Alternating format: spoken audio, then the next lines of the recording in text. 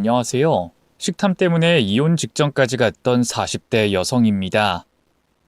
결혼 전 저는 주변에 식탐이 있는 사람을 본 적도 없고 가끔 이야기로만 들어본 적이 있었어요. 어떤 사람은 식탐으로 인해 친구와 절교를 하고 또 어떤 사람은 이혼까지 했다는 말을 들었었죠. 처음에 그런 말을 들었을 때 저는 속으로 그냥 양보만 해주면 그만 아닌가? 결국 본인도 식탐이 있어서 그런 거 아닌가? 하고 가볍게 넘겼었습니다.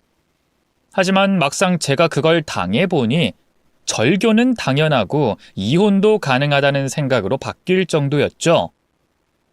더구나 저는 친구도 남편도 아닌 시어머니가 그 상대였기 때문입니다. 애초에 그걸 알았다면 결혼 자체를 하지 않았을 거란 생각이 들 정도였고요. 저와 남편이 만난 것은 30대 초반에 지인들의 소개로 알게 됐습니다. 저나 남편이나 일에 있어서 자부심이 있었고 결혼보다 우선해 뒀기에 결혼 전부터 아이를 가지지 않기로 약속했었어요. 그냥 서로가 좋고 은퇴를 할 나이가 되면 외국에서 유유자적하게 살자고 했었죠. 근데 우리 아이 가지지 않기로 한 거 어머님한테 미리 말씀드려야 하지 않을까? 그냥 말씀드리지 말자. 왜? 우리 부모님은 뭐라고 하지 않으셔. 그리고 의외로 존중해주는 분들도 많아. 시대가 바뀌었잖아. 아이 하나 낳아서 키우는 것도 요즘 세상에 얼마나 힘이 드는데. 무엇보다 우리가 나이가 적은 게 아니라 분명 그걸로 부딪힐 거야. 결혼하고 안 생긴다고 말하면 괜찮을 거야. 처음부터 안 가지겠다고 하면 우리 어머니 성격상 절대로 받아주지 않을 거고. 그래도 중요한 문제야. 그냥 넘길 순 없어. 더구나 그렇게 손주를 기다리신다면 누구보다 먼저 알아야지. 숨긴다고 될 문제 아니라고 생각해. 제발 이것만은 내 말 좀 따라주라. 우리 엄마 성격 몰라서 하는 말이야.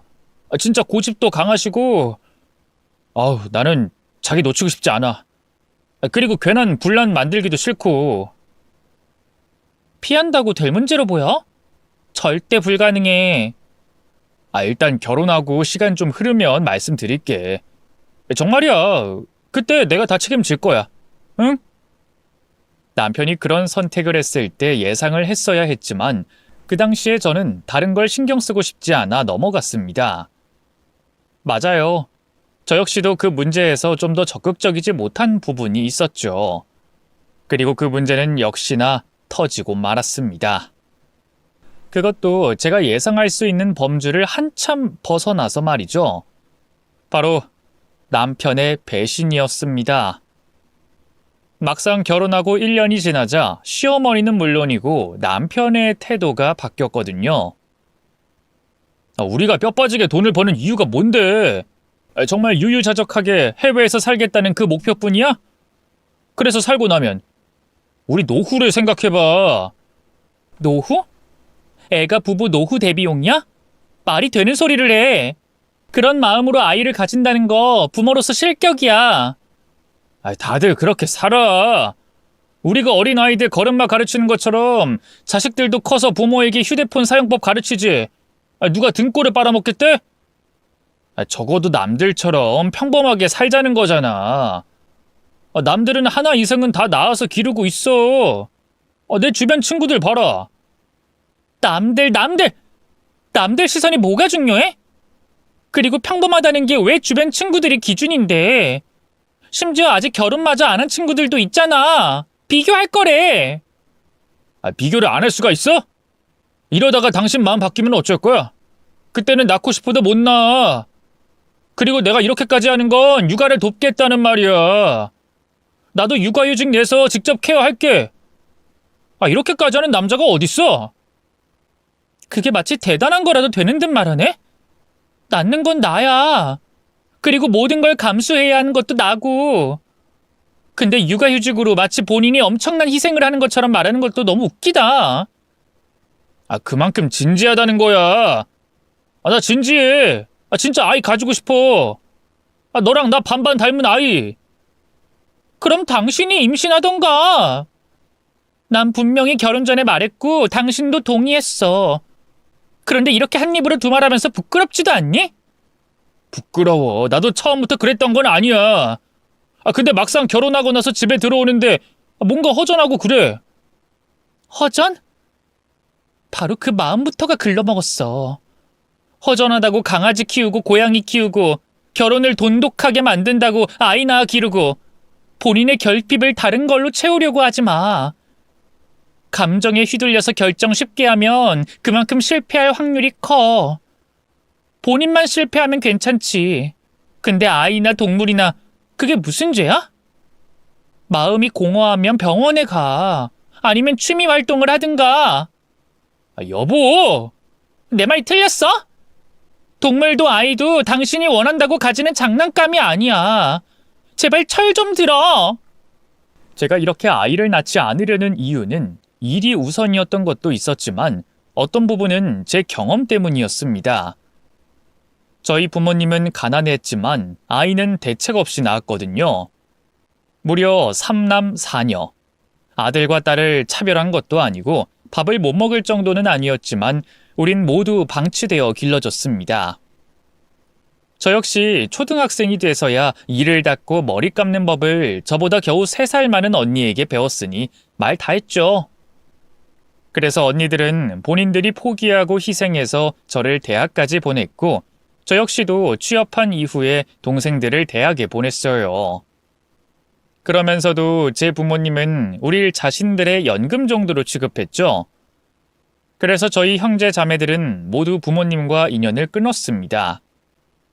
워낙 수도 많고 각기 흩어져 있어서 모이기 쉽지 않지만 다들 자식을 낳는 것에는 저와 비슷한 반응이었어요. 본인들이 겪은 일을 자식에게 물려주고 싶은 일은 없을 테니까 말입니다. 심지어 저희 언니들도 결혼해서는 하나 이상은 절대 낳지 않았고요. 물론 현재는 제가 가난한 것도 저희 부모처럼 방치할 생각이 있는 건 아니었지만 자신이 없었습니다. 부모에게 받은 것이라고는 이름뿐이라 사랑을 줄 수 있을 거라는 확신도 없었고요. 하지만 남편은 시어머니까지 앞세워서 저를 닥달하기 시작했습니다. 너 애만 낳으면 내가 돌봐줄 거야. 알았니? 그러니까 걱정은 하나도 할 거 없다. 외동아들이긴 해도 내 아들 낳고 나 혼자 키웠어. 그때는 기저귀 손으로 다 빨고 그렇게 힘들게 키워야 했는데도 이렇게 잘 키웠는데 요즘 세상에 아이 키우는 거 어려운 거 하나 없다.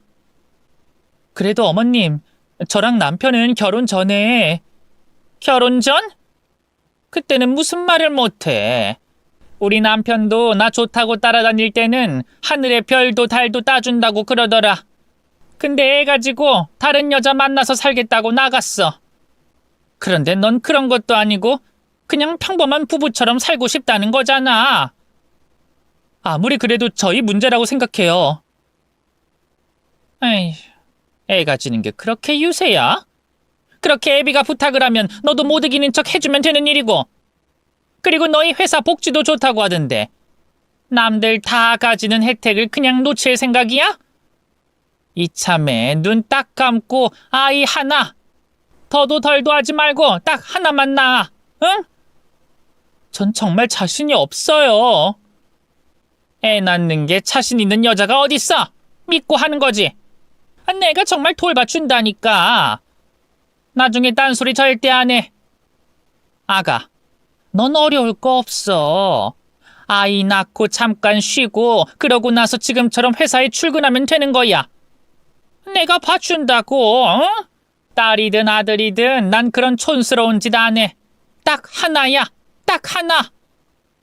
이 문제로 남편과도 더 다퉜습니다. 시어머니를 앞세워서 저를 설득하려 하는 것 같아서요. 어쩌면 시어머니한테 그걸 말할 수가 있어? 우리 부부 문제야. 그리고 내가 말했잖아. 결혼 전부터 내가 왜 아이를 가지기 싫은지 분명히 말했어. 알지. 나도 알아. 근데 나와보면 생각이 달라진대. 내 친구도. 친구? 그건 친구잖아. 왜 내 일이랑 그걸 연결시켜? 그 사람들이 우리 인생 대신 살아줘? 그리고 내 경우랑 누가 같은데? 흥부 놀부 말하는 거야? 뭐 우리가 흥부야? 흥부냐고? 남편이 꺼낸 흥분올보는 제가 연애할 때 남편에게 말해준 거였습니다. 제가 세상에서 가장 싫어하는 동화책이었죠. 가난하면서 자식만 줄줄이 낳은 흥부가 복을 받는다는 그 동화책의 내용도 끔찍했지만 어린 시절 저희 집을 놀리고 조롱하던 사람들이 흥부네라고 하곤 했었거든요. 그래서 그 상처를 당시 남자친구에게 말한 적이 있지만 그걸 꺼내니 정말 화가 났죠. 그 이야기가 왜 나와? 이런 식으로 이런 타이밍에 그 이야기를 꺼내서 남의 상처 건드리면 좋아? 내가 무슨 심정으로 당신한테 털어놓은 건데? 당신은 상처겠지. 근데 내 입장은 이해해봤어? 항상 당신만 힘들지? 난? 눈도 뜨기 전에 버려져서 형제 하나 없던 나는 내 입장은 이해해봤어? 찢어지게 가난한 형편에 엄마는 식사도 제대로 못하셨었어. 일 나가신 엄마만 기다리면서 혼자 밥 먹고 불 꺼진 방에서 혼자 엄마 기다렸던 내 심정은 알긴 알아? 그럼 애초에 말을 하지 그랬어. 왜 그런 생각 가지고 있으면서 숨겼어? 마음이 바뀔 줄 알았어. 우리가 너무 행복하게 잘 살고 있으니까 이 정도면 괜찮다고 해줄 줄 알았다고. 숨긴 거 미안한데 당신도 조금만 이해해주면 안 돼? 이전에 남편 역시 어느 정도 자신의 집안 사정을 이야기해줬고 시어머니를 통해서 들었던 것은 몇 개 있었지만 그 이야기를 하면서 우는 남편을 보니 마음이 좋지 않았습니다. 그때 저도 너무 이기적으로 혼자만 생각하는 건가 하고 반성을 하기도 했고요. 그래서 결국 고민 끝에 아이를 가지게 됐죠. 정말 무섭고 두려웠지만 진짜 딱 한 아이만 낳아서 잘 기르겠다고 다짐하고 또 다짐하면서 말입니다. 다른 사람들은 어떨지 몰라도 그건 저에게 있어 평생 지켜온 것들을 뒤흔들 정도로 큰 결심이었어요. 그렇게 결국 임신을 했고 남편이 너무나 좋아하는 모습을 보면서 아주 약간은 안도를 했습니다. 적어도 아이를 사랑하는 마음은 진짜구나 하는 생각이 들어서요. 실제로도 임신 후에 남편이 제게 굉장히 잘했습니다. 그리고 시어머니 역시도 각종 반찬이며 보약이며 제 몸을 챙기려 하셨고요. 꽤 먼 거리에 시댁이 있었는데도 무거운 반찬들을 이고 지고 오셔서 챙겨주는 게 고맙긴 했습니다. 문제가 있다면 그걸 제가 먹는 게 아니었다는 거였죠. 넌 이것 좀 먹어봐라. 아가, 넌 야채를 많이 먹어야 해. 네? 네. 남편의 숟가락에는 고기가, 저에게는 시금치를 올려주셨습니다. 여보도 갈비 좋아하지? 이거 먹어봐. 응. 안 돼. 임신하고 너무 살찌면 나중에 애 낳을 때 고생해. 최대한 많이 먹어야 하는 거 아니었어? 애도 한 번 안 낳아본 네가 뭘 알아? 그저 내가 먹으라는 거 먹고 그렇게 하면 잘 낫는다.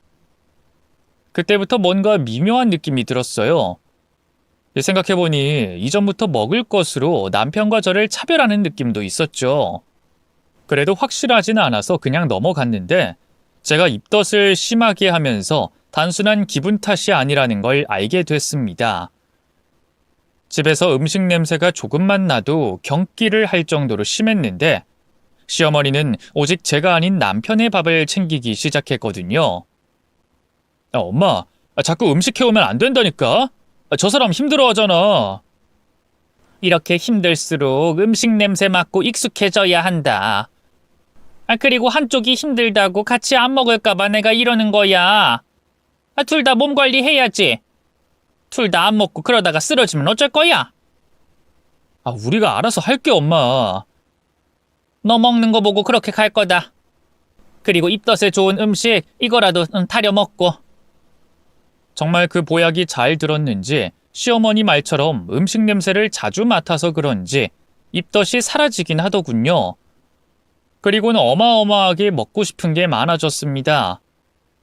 그간 먹지 못한 것들을 다 먹고 싶은 건지 억눌린 게 터진 건지 정말 끊임없이 배가 고팠어요. 그런데 그 무렵부터 시어머니 역시 엄청나게 먹는다는 걸 알게 됐습니다. 원래 시어머니가 꽤나 덩치가 있으신 편이었는데 남편 앞에서는 늘 거의 안 드셨기에 별 생각을 하지는 않았죠. 그러다 막상 제가 같이 먹기 시작하자 음식이 부족해지기 시작했고, 제가 하나 먹을 때 시어머니가 3개, 4개를 먹는다는 걸 알아차리게 된 겁니다. 처음에는 그냥 대식가 정도로 생각을 했어요. 하지만 제가 채워놓은 냉장고가 싹 비어있는 걸 몇 번이나 발견하고, 남편이 제가 먹고 싶다고 사왔던 음식들을 먼저 다 먹어버리고, 외국 과자를 몰래 가방에 넣어 가는 걸 본 뒤에 확신하게 됐습니다. 시어머니가 식탐이 있다는 걸 말이죠.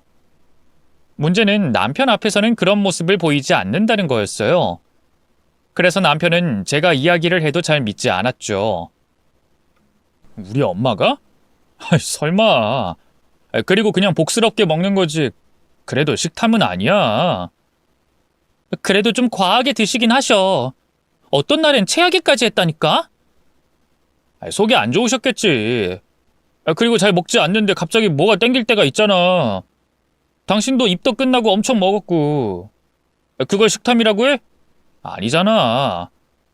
그야 그렇지만 진짜 좀 기분이 그래서 그런가? 오히려 당신이 식탐 생긴 거 아니야? 그래서 어머니가 먹는 것도 계속 눈으로 쫓게 되는 거고. 그런가? 임신하고 나서 뭘 많이 먹고 싶긴 한데 내가 식탐이 있나? 조금만 지나면 괜찮아질 거야. 이제까지 별 문제 없었잖아. 처음엔 그렇게 넘겼지만 아이를 낳고 난 뒤에는 더 심각해지기 시작했습니다. 그때가 정확히 설인지 추석인진 모르지만 저희 언니들, 제 동생들을 비롯해서 회사 동료들에게도 많은 선물이 들어왔었어요. 그 중에는 곶감이나 한우, 과일 선물도 있었죠. 시어머니는 그 중에 비싼 제품들만 손으로 다 뜯어놓고 당장 먹겠다고 하더군요. 그것도 그래 이 정도는 하고 넘겼지만 고기에서 핏물이 떨어지고 있는데도 그걸 바로 입에 넣고 뜨거워서 흡흡거리는 걸 보니 조금 짜증이 났습니다.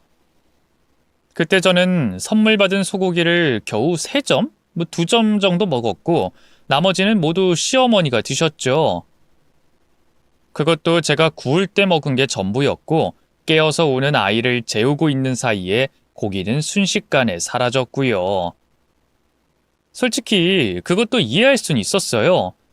하지만 제 생일에 기어코 음식 장만을 돕겠다고 오셔서 음식을 모두 집어먹어버린 건 참을 수가 없었습니다. 그때 저희 언니들이 조카도 보고 제 생일도 축하해준다고 해서 새벽부터 준비했던 것들이었기 때문이었죠. 잡채에 넣을 파프리카를 사는 걸 깜빡해서 집 아래 마트에 10분 정도 나갔다 온 게 전부였는데 음식은 초토화가 돼 있었습니다.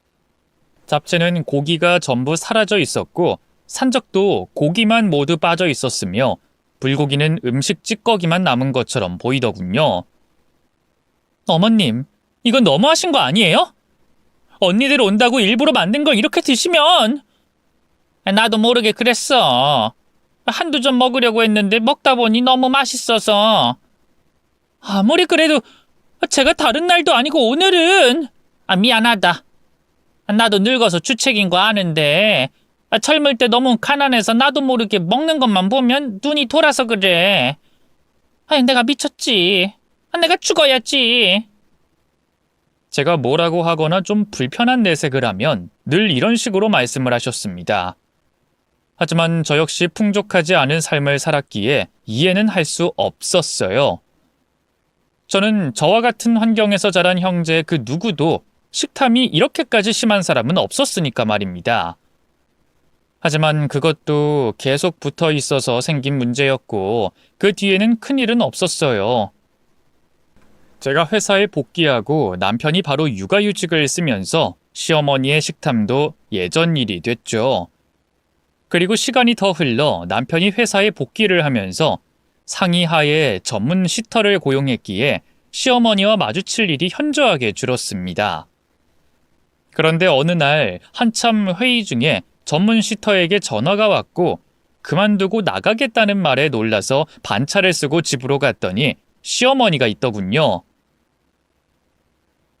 이게 무슨 일이에요? 내가 나가라고 했다. 애를 그렇게 돌보는 사람한테 어떻게 애를 맡겨? 어머님, 그분 진짜 구하기 힘든 분이라고요. 얼마나 애를 잘 돌보는 줄 아세요? 요즘에 시터 구하는 거 하늘의 별 따기고 저희도 겨우. 그러니 그 아줌마가 기세가 등등하지. 애 엄마라는 게 그런 아줌마한테 쩔쩔매니까 아무렇게나 애를 돌보고 그러는 거야. 아무렇게나 보는 게 아니라 저한테 상황 다 보고하고 뭐든 잘하시는 분이거든요. 영어로 교육도 해주시고요. 영어? 애가 한국말도 잘 못하는데 무슨 영어? 그래서 언제까지 남의 손에 키울 거야? 애가 벌써 4살인데. 내년엔 영어 유치원 보낼 생각이고요. 유치원? 요즘 같은 때 유치원? 거기서 애 때리고 학대하는 영상 보지도 못했어? 요즘 뉴스에서 얼마나 난린데 이런 때 유치원을 보낸다는 말이야? 그럼 저희 둘 다 일하고 저도 진급해서 한창 바쁘고 남편도 요즘 야근의 특근 때문에 힘들어요. 아이 문제로 참견 안 하신다고 하셨잖아요. 그렇지. 그리고 내가 돌봐준다는 약속도 했었다. 기억나니? 나 한 입으로 두말하기 싫어. 네 손주는 내가 봐주마.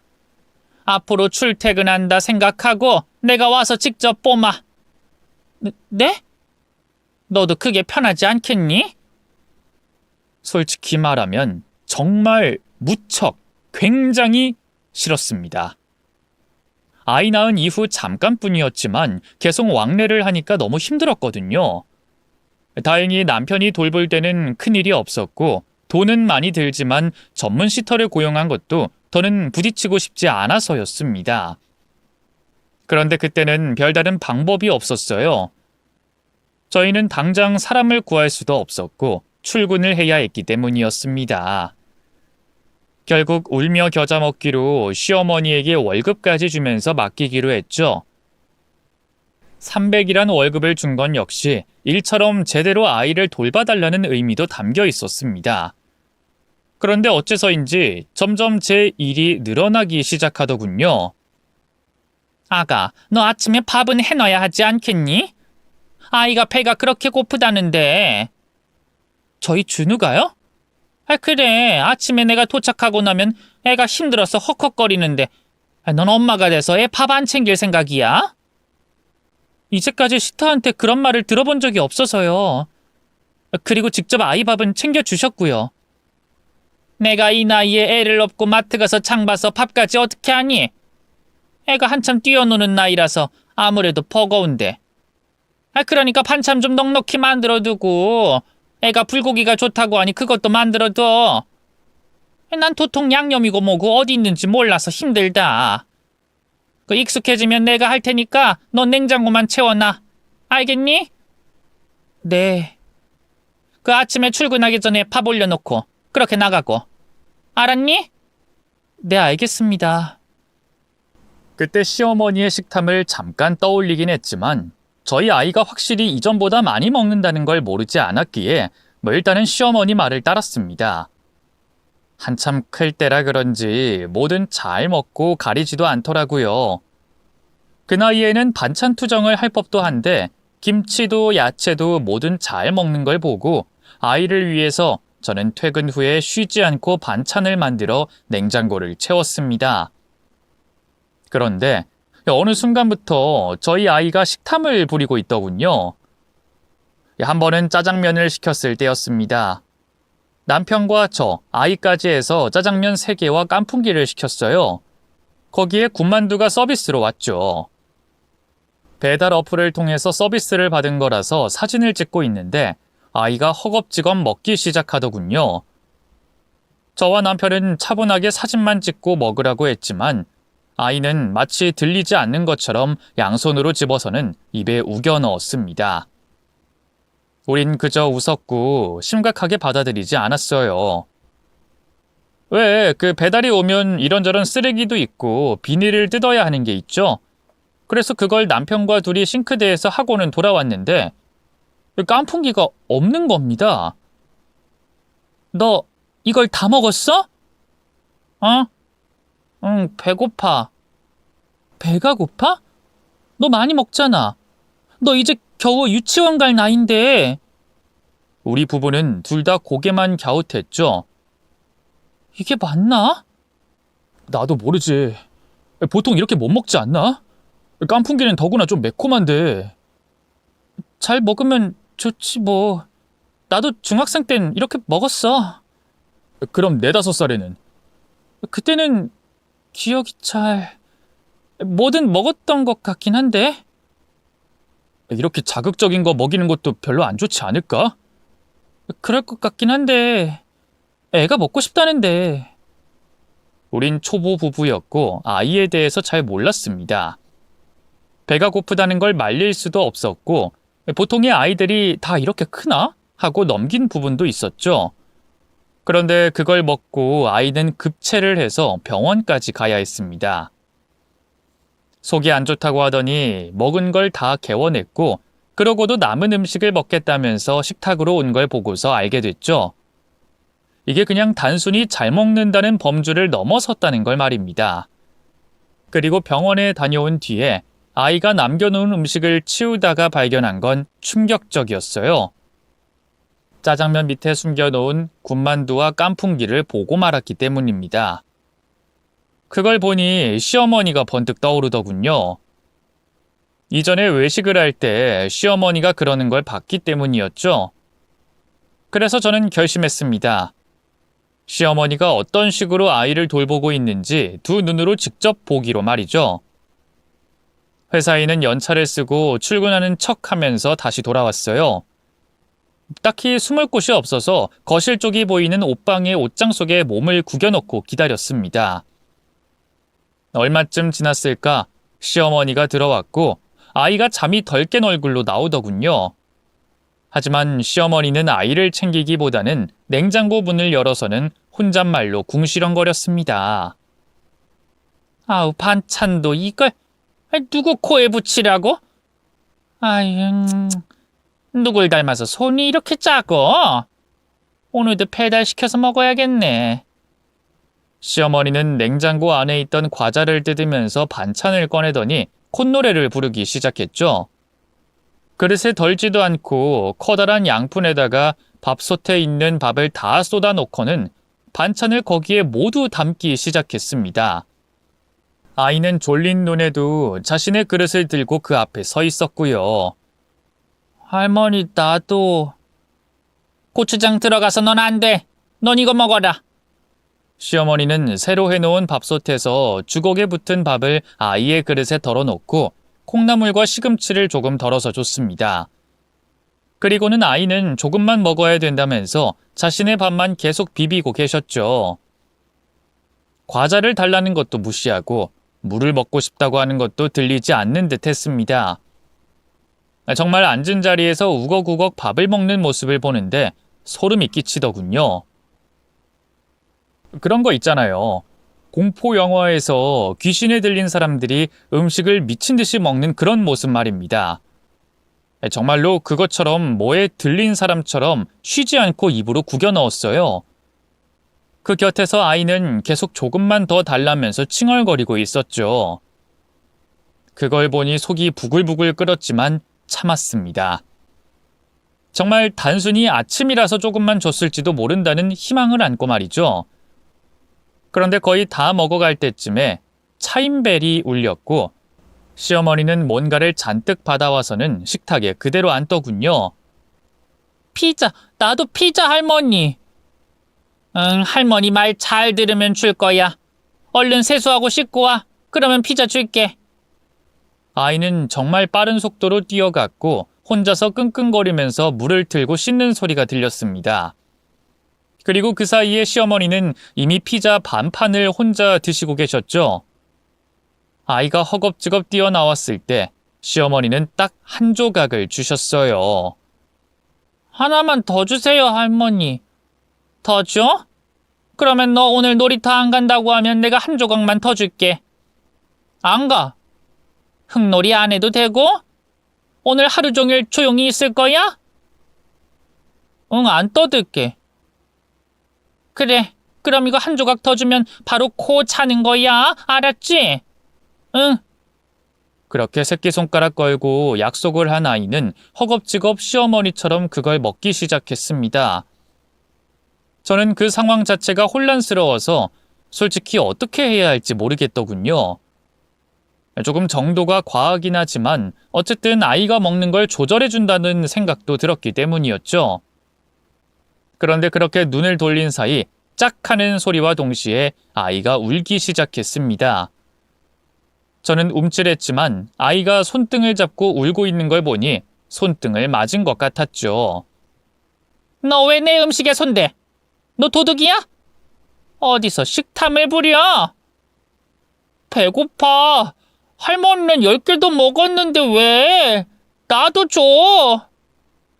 퍼르장머리하고는 너희 엄마가 너 이렇게 가르쳤어? 어? 할머니가 전부터 말했지. 말 잘 들어야 음식 줄 거라고. 말 안 듣고 떠들고 그러면 밥 없다고 했어 안 했어? 할머니 잘못했어. 못됐고 버릇없는 너. 오늘은 점심 저녁 다 없어. 그 버르장머리를 내가 싹 뜯어 고치든가 해야지. 몰래 쥐새끼처럼 내 음식을 먹어? 아이는 까무러치며 울고 시어머니는 그 곁에서도 눈 하나 깜빡하지 않고 음식을 먹더군요. 그리고 먹는 게 끊어지는 게 싫은 건지 아이를 위해서 만들어둔 과일 아이스크림까지 가져와서 먹기 시작했습니다. 그러다가 더 충격적인 걸 보게 됐는데 화장실로 달려가서 손가락을 넣고 억지로 토하는 모습이었어요. 저는 그걸 보다가 옷장문을 열고 나왔죠. 한 30초? 그 정도까지도 저는 버티고 서 있었어요. 그러다 뒤늦게 저를 발견한 시어머니는 경련을 일으키며 놀라 일어났죠. 아니, 너 회사는 어쩌고? 여기 언제 들어왔어?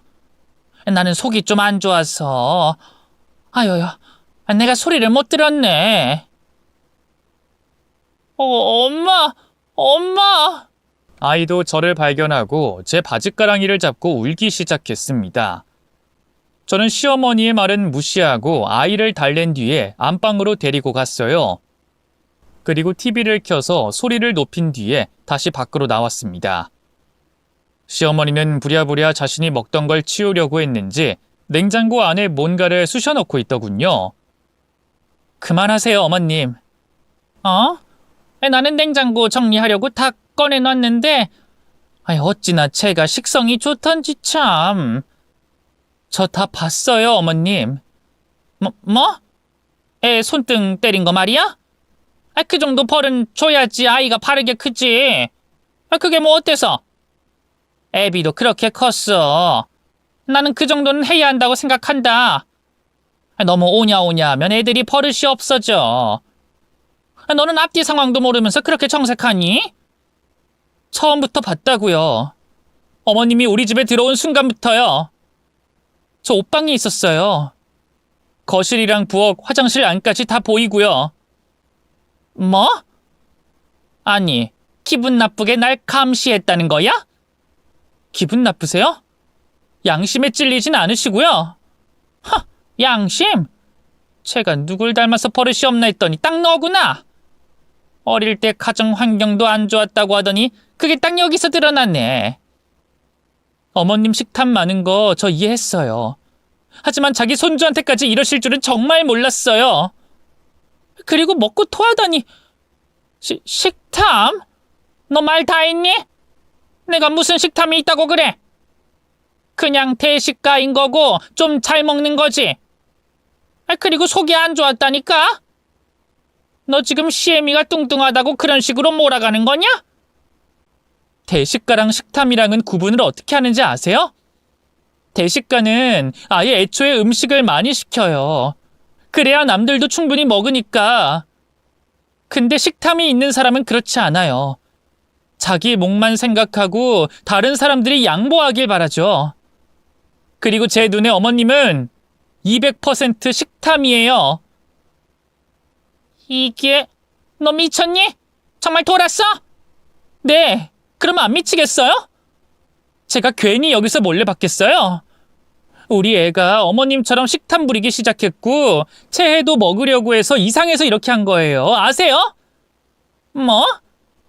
겨우 5살 남짓한 아이한테 먹을 걸로 행동도 자제시키고 혼자 뭐든 하게 만들고 이게 돌보는 거라고 생각하세요? 달에 300 받아가시면서 그리고 한참 자랄 아이를 굶기겠다고 하셨죠? 버릇을 고쳐준다는 이유로. 제 어머님 손자인데 그러고 싶으세요? 내가 진짜 굶기는 거 봤어? 그냥 말로만 한 거지. 정말 그럴까요? 애한테 물어볼까요? 정말 물어보고 사실이면 어쩌실 건데요? 그땐 애가 거짓말했다고 몰아가실 건가요? 한두 번 그랬다. 네가 너무 오냐오냐 키워서. 아이고, 내가 그거 몇 번 그런 걸로 목에 핏대를 세워? 그럼 네가 돌보지 그랬니? 애는 안 낳겠다고 그렇게 난리를 치더니 이제 와서 없는 모성애가 들끓어. 기껏 시간 내서 애 봐줬더니 내가 감사는 못 받을 망정 밥 좀 많이 먹었다고 이렇게 구박을 해. 아이고, 동네 사람들 지나가는 사람 열을 잡고 물어봐라. 지금 이 상황이 말이 되는 소린지. 동네 사람을 왜 잡아서 물어봐요? 그냥 경찰에 신고하면 될걸. 밥 안 주고 굶기는 거 그거 학대거든요. 어디 한번 누가 맞는지 물어볼까요?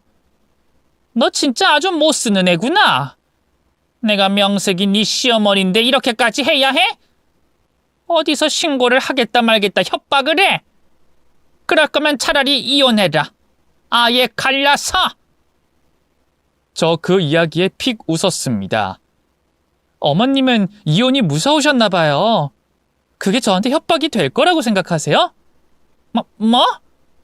어머님 말씀처럼 저 아이 낳고 싶지 않았어요. 하지만 아이 낳아서 책임진다는 게 두려운 건 아니었거든요. 저 그럴 능력 충분히 있어서 그게 협박처럼 들리지도 않아요. 그것보다 더 무서운 건 어머님, 제 아이가 그이나 제가 아니라 어머님을 닮는다는 거예요. 이게? 음식 드시다가 거울을 한번 보세요. 본인 모습이 어떤지. 야! 저 이혼하겠습니다. 저는 그대로 시어머니를 쫓아내듯이 현관 밖으로 밀어냈고 바로 비밀번호를 변경해버렸습니다. 그래도 저희 집 문 앞에서 문을 두드리자 정말로 경찰에 신고해버렸죠. 이 사실을 알게 된 남편도 회사에서 반차를 내고 집으로 뛰어왔더군요. 문을 열어주자마자 속사포로 제게 뭐라고 하는데 기가 찼습니다. 야, 아무리 그래도 그렇지 경찰을 불러? 당신 정말 미쳤어? 응, 미쳤어. 당신 어머님 식탐 심하다고 내가 몇 번이나 말했지? 우리 애 굶긴 것도 모자라서 먹을 걸로 교육하더라. 얌전하게 있으면 하나 주고 밖에서 뛰어놀지 않으면 하나 주고. 그러니까 당신 아들이 매일 굶주려서 허덕거리고 있었던 거야. 벌써 잊었어? 그냥 한참 먹을 때니까 그렇지. 엄마 이야기 들어보니까 그냥 말한 거래. 그냥 가볍게. 엄마들 그렇게 하잖아. 먹기 싫으면 먹지 마라. 알지. 근데 그건 반찬 투정할 때 이야기고 먹겠다는 애한테서 빼앗는 건 경우가 다르지. 여보, 이거 여보가 과잉 확대 해석한 거 아니야? 우리 엄마랑 살아도 내가 더 오래 살았어. 우리 엄마 식탐 없어. 당신 앞에서만 그렇지. 그리고 지금은 또 모르지. 솔직히 당신 고등학교 기숙사로 들어간 뒤에 어머님이랑 계속 떨어져서 지냈잖아. 정말 아니라고 확신해? 먹고 토하는 거 본 적 있어? 그럼 지금 우리 엄마가 나한테 거짓말했다는 거야? 우리 엄마는 식탐이 있고 거기다가 먹토. 그냥 체한 거라고 하잖아. 속이 안 좋았다고. 이걸 무슨 정신병이라고 생각하는 거야? 그것도 엄청 심각하게. 가볍게 넘길 문제 아니야. 본인도 심지어 핏줄인 자식도 그 심각성을 인지 못하는 게 심각한 거야. 알긴 아니? 이거 당신도 책임 있어. 야! 가족은 건드리지 말자. 당신한테 가족이 어머님뿐이야? 우린 아니고? 그런 말이 아니잖아. 마치 우리 엄마를 심각한 병이 있는 것처럼 말하니까 그러는 거지. 그냥 너무 못 먹고 그렇게 고생하면서. 그리고 솔직히 증거 있어? 뭐든 당신이 말한 것 말고는 아무것도 없잖아. 그래, 증거가 없네. 내가 휴대폰으로 찍어놨어야 했는데. 봐, 결국엔 말뿐이면서 사람을 정신 이상자로 몰아가는 거 그것도 병이야. 됐다. 당신이랑은 말이 안 통하는 것 같다. 우리 당분간 떨어져서 지내자. 그리고 나서도 날 믿지 못하고 인정 못한다고 하면 깔끔하게 갈라서. 당신 어머님도 이혼 바라시니까 빠르게 효도를 하든가. 여보! 이 집에서 당장 나가! 결국 저와 남편은 그대로 별거에 들어갔습니다. 아이를 낳기 전까지만 해도 다툼 한 번 없었기에 마음은 아팠어요. 하지만 저는 그런 감정보다는 아이를 우선해뒀죠. 당장 아이의 식탐을 고쳐야 했기에 저는 여름 휴가에 맞춰서 연차를 모두 끌어서 썼습니다. 그리고 아이를 데리고 심리치료센터와 정신의학과까지 방문을 했어요. 나머지는 곁에서 아이가 충분한 음식을 섭취할 수 있게 만들고 천천히 먹는 것을 가르치는 것에 몰두했습니다. 그런데 막상 해보니 너무 어렵고 힘들었어요. 아이가 꾸역꾸역 먹다가 토해내는 걸 보면서 속이 문드러진다는 느낌마저 받았습니다. 잘못의 크기를 따지면 시어머니 못지않게 저 역시도 만만치 않았으니까요. 일에 집중하고 싶어서 아이를 잘 모른다는 핑계를 댄 건 아닐까 스스로를 반성하는 시간을 가졌습니다. 그리고 동시에 아이와 많은 시간을 보내고 충분히 운동을 시켰어요. 먹이는 만큼 몸을 많이 쓸 수 있게 도왔죠. 그렇게 다행히 아주 조금씩은 차도가 보였습니다. 특히나 거울을 두고 밥을 먹는 방법이 효과가 있었어요. 지금 먹는 모습은 진짜 예쁘다. 그리고 꼭 배부르게 먹지 않아도 돼. 왜냐하면 이거 먹고 난 이후에 엄청 맛있는 거 사 먹으러 갈 거거든. 정말? 뭐? 준우가 좋아하는 아이스크림. 근데 그거 먹은 후에는 놀이터에서 놀 거야. 그런데 그때도 너무 많이 먹으면 저번처럼 토할 수도 있지? 친구가 좋아하지 않을 수도 있고. 응? 응, 친구들이 놀릴 거야. 그럼 우리 준우가 너무 배부르지 않게 먹는 게 좋겠다. 놀이터에서 충분히 놀고 난 다음에 엄마가 팬케이크 해줄 거야. 어때? 지금 욕심 부려서 먹을 거야? 아니, 조금만 먹을 거야. 일부러 조금만 먹지 말고 너무 배가 고프지 않을 정도로는 먹어야 해. 꼭꼭 씹어서. 응. 정말 다행인 건 어린 아이들은 빨리 습득하는 만큼 빨리 교정이 되더라고요. 그래서 몇 번씩 오늘 요리할 것들을 말해주고 타이르면서 스스로가 조절을 하고 절제할 수 있도록 만들었습니다. 그리고 그 다음이 바로 양보하는 법이었고요. 아이는 생각보다 양보하는 걸 어렵지 않게 배웠습니다. 식탐 교정을 위해서 제가 아무것도 먹지 않는 날이 많았는데 제게 자신의 음식을 양보하더라고요. 혼자 못 먹는 게 얼마나 힘든지 알고 있다나요? 그 소리를 들으면서 아이가 넘겨준 돈가스를 먹는데 눈물이 났습니다. 화가 나기도 하고 미안하기도 한 복잡한 감정들이 머릿속에 스쳤거든요. 그렇게 하루하루 바쁘게 보냈는데 딱 2주 만에 남편에게서 연락이 왔습니다. 술을 마셨는지 제게 미안하다고 울면서 새벽에 전화가 왔죠. 우리 엄마가 그 정도인 줄 몰랐어. 뭐? 갑자기 무슨 소리야? 어머님이 당신 앞에서도 그러셨어? 아니, 내 앞에서는 안 그러시더라. 정말 처음엔 당신이 예민하게 받아들인다고 그렇게 생각했어. 그런데 어떻게 알았어? 새벽에 혼자서 몰래 음식 드시고 계시더라고.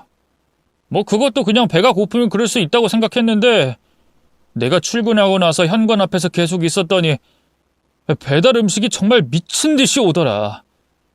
그때 생각했어. 내가 우리 엄마를 너무 모르고 있었다는 걸. 그래서? 단순한 식탐, 그런 것보다는 마음의 병이 있는 거라고 판단을 내렸어. 당신 말처럼 분명 뭔가 문제가 생긴 것 같아. 면목 없다, 당신한테. 남편은 결국 시어머니를 설득해서 건강검진은 물론이고 정신과까지 찾아갔다는 소식을 알렸습니다. 물론 그렇게 하기 위해서 둘은 거의 매일 싸웠다고 하더군요. 자신을 정신병자로 몰아간다면서 시어머니는 난리를 치셨고 남편도 그걸 보면서 더욱 심각성을 느꼈다고 했죠. 하지만 그토록 소중했던 남편이 병원에 가지 않으면 아예 인연을 끊어버리겠다고 선언하자 어쩔 수 없이 가게 된 거였습니다. 그렇게 가게 된 병원에서는 심각한 고도 비만이라고 했고 정신과에서는 신경성 폭식증이라는 진단을 받았어요. 음식을 향한 자제력 자체를 잃어서 먹을 수 있는 양을 초과해서 먹는 질환이라고 했습니다. 거기다가 그렇게 먹게 된 음식 때문에 체중이 늘어가는 게 무서워서 설사약이나 토하는 것과 같은 극단적인 행동을 한다고 했죠. 이유가 뭔진 몰라? 엄마가 이야기하긴 하셨어. 우리 아빠가 자기를 버리고 다른 여자랑 떠난 이유가 뚱뚱해서 그런 걸지도 모른다고 생각했던 것 같아. 그래서 내가 어릴 때는 안 먹고 참다가 그게 터진 거고. 나중에는 먹어도 되는데 먹고 나면 그때 일이 떠올라서 토하고 그런 행동을 했던 거지. 이제 엄마도 어느 정도 심각성은 인지하고 계셔. 그랬구나. 응. 당신한테 미안하다고 준호한테도 그렇게 전해주라고 하셨어. 안타까운 사연을 들었지만 저는 바로 용서가 되진 않았습니다.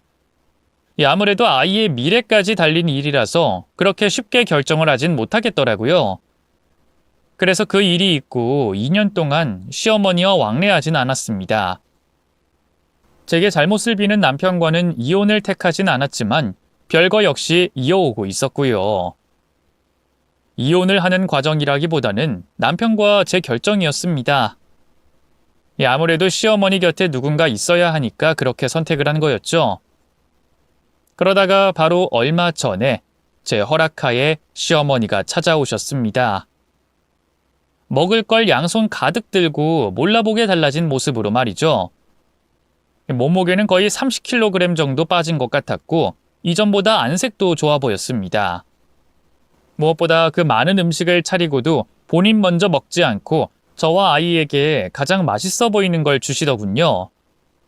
그리고 미안하다고 잘못했다고 하는데 그게 뭐라고 마음이 아팠습니다.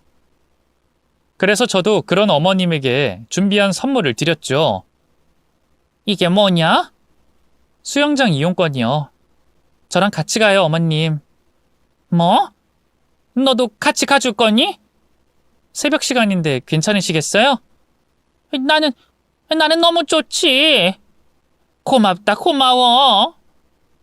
무릎이 아픈 시어머니를 위해서 제가 준비했는데 사실 혼자 가라고 하려다가 제게 고기를 양보하는 모습에 마음을 바꿔서 함께 가자고 했네요. 그것 때문에 시어머니도 울고 남편도 울었죠. 이번 일로 저는 사람마다 결핍이 있다는 걸 알게 됐습니다. 세상에서 제가 가장 불행한 삶을 살아왔다고 생각을 했지만 아니었죠. 외롭게 자란 남편도 버림받는 게 두려웠던 시어머니도 각자의 사연이 있었어요. 결국 가족이란 서로의 결핍을 채워줄 수 있는 존재가 아닐까 생각해 봅니다. 앞으로 우리 모두 노력해서 이 가족이라는 울타리를 견고하게 세워가 보려 해요. 많은 응원 부탁드립니다.